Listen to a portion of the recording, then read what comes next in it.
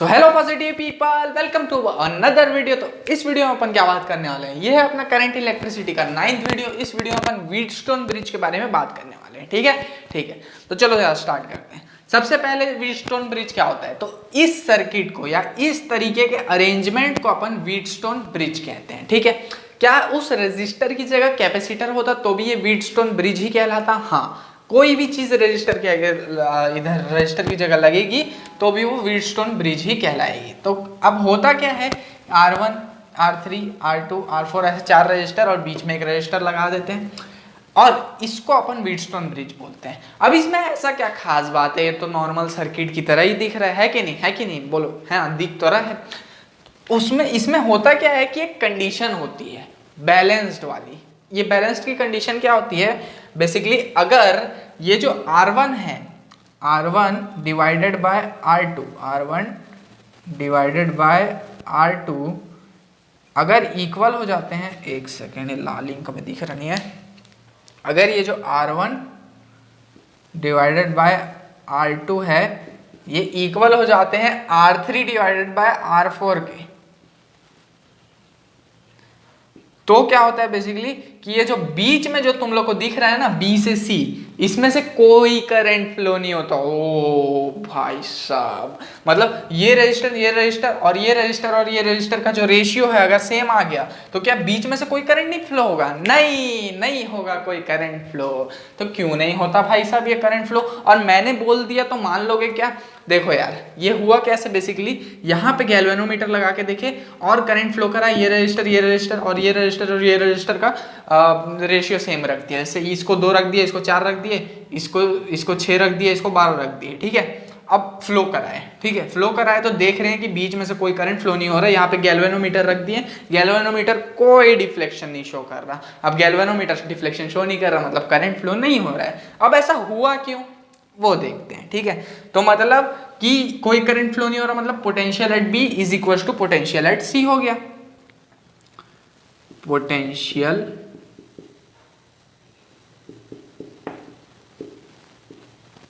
Eight B is equal to potential at सी।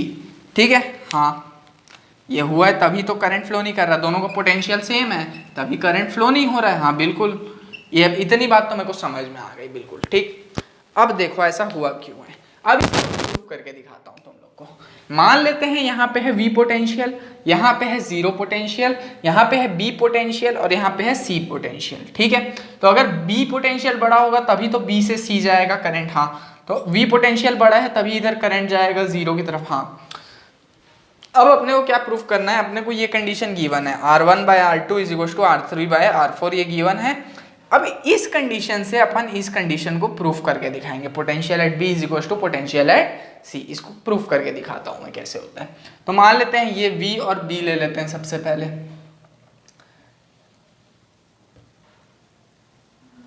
एक second, यहाँ register है। हाँ, ये V, ये B, ये करंट I1 और ये रेजिस्टेंस R1। ठीक है, तो पोटेंशियल डिफरेंस क्या होगा यहाँ पे, V minus B is equal to Ohm's law से अपन ये पढ़ चुके हैं, I1 R1 होगा क्या? बिल्कुल होगा। अब B और 0 के बीच में लगा दो इसी चीज को, ये B, ये 0। ठीक है, तो potential difference B minus 0 is equal to ये है R3, तो ये हो जाएगा I R3। ठीक है, I1 R3 बोल लेता हूं इसको। ठीक, अब यहां से यहां के बीच में R2 है। हाँ, यहां मान लेता हूं पोटेंशियल V, यहां ये रेजिस्टेंस R2, यहां पे है पोटेंशियल C। ठीक है, तो potential difference V minus C is equal to, यहाँ रेजिस्टेंस है R3 है ना, यहाँ पे R2 है, सॉरी R2। ठीक है, तो ये हो जाएगा I2 R2, यही होगा, बिल्कुल यही होगा।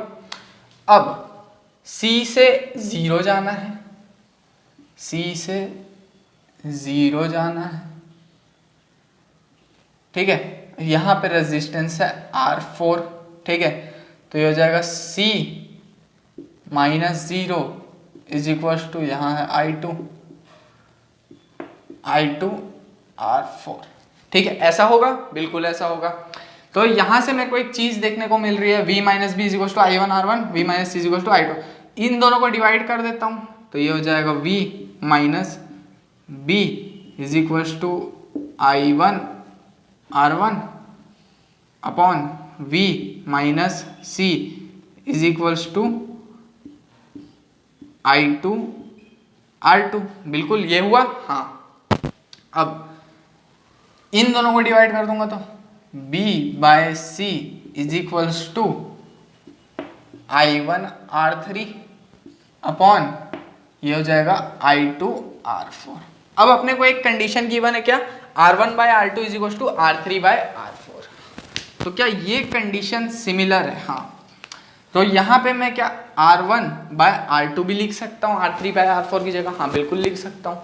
तो इससे मेरे को क्या पता चल गया है यहाँ पे कि ये जो पूरा चीज है इसको मैं ऐसे लिख सकता हूँ I1 R1 bye I2 R2, ऐसा लिख सकता हूँ। अब ये सेम चीज तो यहीं पे है, मतलब B बाय C, तो ये हो जाएगा V minus B upon V minus C is equals to B by C। अब B क्या है, पोटेंशियल एट B, C क्या है, पोटेंशियल एट C, ठीक है, C को इधर भेजा और इसको इधर भेजा, तो ये हो जाएगा V minus B into C is equals to V minus C into B, तो हो जाएगा VC minus BC is equals to VB minus BC, ठीक है।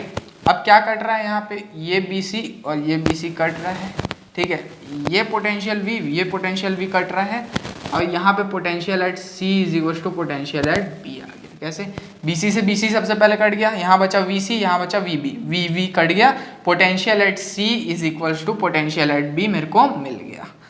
ओहो, तो पोटेंशियल एट C और पोटेंशियल एट B मिल गया, तो यहाँ पे करंट कहाँ से फ्लो होगा मेरे भाई? कोई करंट फ्लो नहीं होने वाला। तो यहाँ से मैं प्रूफ करके दिखा दिया कि अगर रेजिस्टेंसेज यहाँ का रेशियो सेम होगा इन दोनों और इन दोनों का, तो पोटेंशियल जो है यहाँ का और यहाँ का सेम होने वाला है। होप इतना क्लियर होगा। क्लियर होगा तो स्क्रीनशॉट ले लो।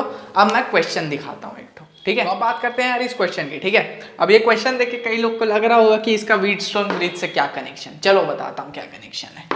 तो अपने को इसका इक्विवेलेंट रेजिस्टेंस निकालने बोला है, तो इक्विवेलेंट रेजिस्टेंस में अपने को दिख रहा है कौन सा सीरीज में कौन सा पैरेलल में, कैसे ये सीरीज में, बाकी ये और ये पैरेलल में, कैसे है कि नहीं? हाँ, कर दो उसे ऐसी, फिर मिलेगा फिर एग्जाम में अंडा। तो देखो यार, ये बेसिकली जो है व्हीटस्टोन ब्रिज ही है, बस अलग तरीके से दिख रहा है। अब मैं तुम लोग को दिखाऊंगा कैसे ये व्हीटस्टोन ब्रिज है। मान लेते हैं ये पॉइंट है x, ये पॉइंट है y। अब मैं इसको किसी और तरीके से लिख रहा हूं, ये लिया मैं x,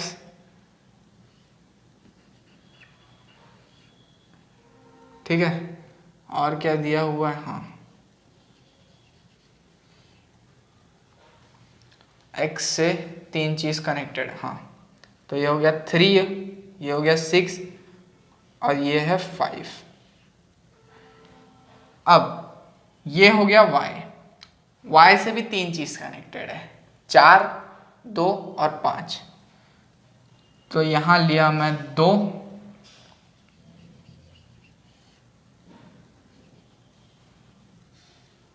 ये लिया मैं 4 और ये हो गया 5, ठीक है, और ये है y।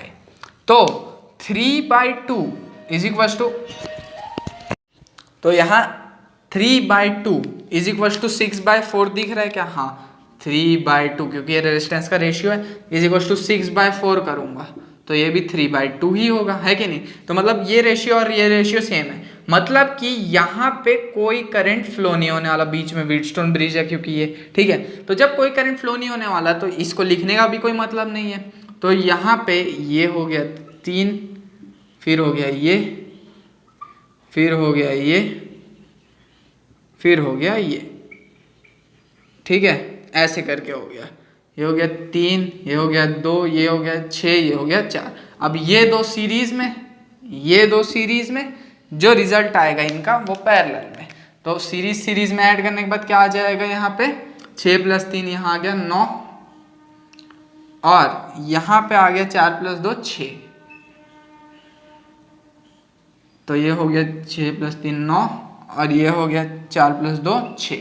अब 9 और 6 जो है पैरेलल में, तो 1/9 + 1/6 इज इक्वल्स टू कितना हो जाएगा, इसको सॉल्व करेंगे तो इज इक्वल्स टू 1/r। अब इसको सॉल्व करते हैं तो नीचे मान लेते हैं मैं 18 लिया, तो ये हो गया 2 + 3 मतलब ये 5/18 है कि नहीं। तो r इज इक्वल्स टू क्या हुआ 18/5। इतना आया मेरे पास नेट रेजिस्टेंस या फिर इक्विवेलेंट रेजिस्टेंस। होप इतना क्लियर होगा। क्लियर है तो स्क्रीनशॉट ले लो। मिलते हैं अपन अपने अगले वीडियो में। Bye bye.